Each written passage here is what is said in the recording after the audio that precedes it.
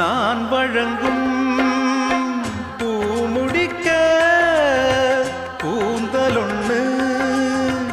ஆடுதங்கே என் விரலால் பொட்டு வைக்க நெற்றியொன்று